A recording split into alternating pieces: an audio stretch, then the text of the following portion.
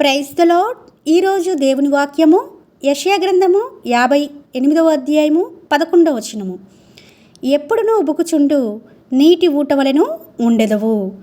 మరి ఎప్పుడునూ ఉబుకుచుండు నీటి ఊట వలె ఎవరు ఉంటారు అనేది చూస్తే ఈ 11వ వచనం మొదటి భాగంలో యెహోవా నిన్ను నిత్యము నడిపించును. ఎవరైతే దేవుని చేత నడిపింపబడుతూ వస్తారో వారు ఈ విధంగా ఉంటారని అర్థం చేసుకోవచ్చు. దేవుని మార్గంలో నడిచేవారు మాత్రమే ఎప్పుడునూ ఉబుకుచుండు నీటి ఊట వలె ఉంటారట.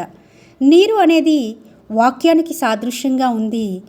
ఎప్పుడు కూడా ఎలాంటి పరిస్థితులు మనం ఉన్నప్పటికీ కూడా వాక్యం సమృద్ధిగా మనకు దేవుని చేత అందింపబడుతూ ఉంటుంది. చూడండి, మనం అనేక పరిస్థితులు గుండా వెళ్తున్నప్పుడు మోడుబారిపోయి ఉంటాము, గొడ్డుబారిన స్థితిలో ఉంటాము. ఎటు దిక్కుతోసిన స్థితిలో ఉన్నప్పుడు మరి మనం ఎండిపోయిన స్థితిలో ఉండే అవకాశం ఉంటుంది. అంటే మన పరిస్థితుల వైపు చూస్తున్నప్పుడు మనం ఈ విధంగానే ఉంటాము. ఎవరైతే దేవుని నడిపింపును కోరుకుంటూ ప్రతి పరిస్థితిలోనూ దేవుని మీద ఆధారపడుతూ ఉంటారో వారు ఎల్లప్పుడూ అది ఎలాంటి పరిస్థితి అయినప్పటికీ, ఎలాంటి గడ్డు పరిస్థితి అయినప్పటికీ ఎప్పుడునూ ఉబుకుచుండు నీటి ఊట వలె, అంటే వాక్యంను సమృద్ధిగా వారి హృదయంలో నింపుకొని వాక్యానుసారంగా జీవించి దేవుని చేత నడిపింపబడ్డానికి మరి ఎంతగానో ప్రోత్సాహకరంగా ఈ వాక్యం ఉంటుంది. ఈ రోజున ఎంతమంది అయితే ఈ విధంగా ఉండాలని ఆశపడుతున్నారో వారు దేవుని నడిపింపుని కోరుకుంటున్నారా?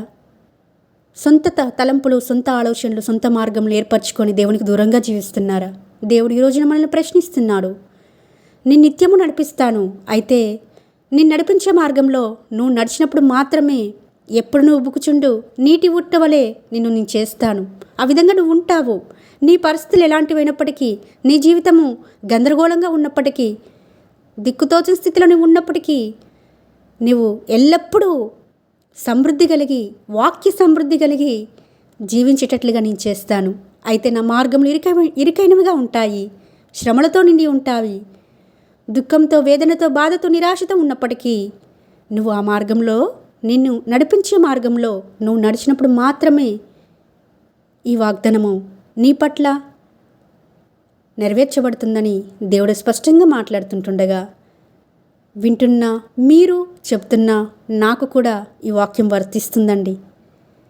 ఆయన నడిపించే మార్గంలో మనం నడిచినప్పుడు మాత్రమే ఈ వాగ్దానం మన జీవితాలలో నెరవేర్చబడుతుందని మనవి చేసుకుంటూ మీ సహోదరి ఎలిజబెత్ రాణి.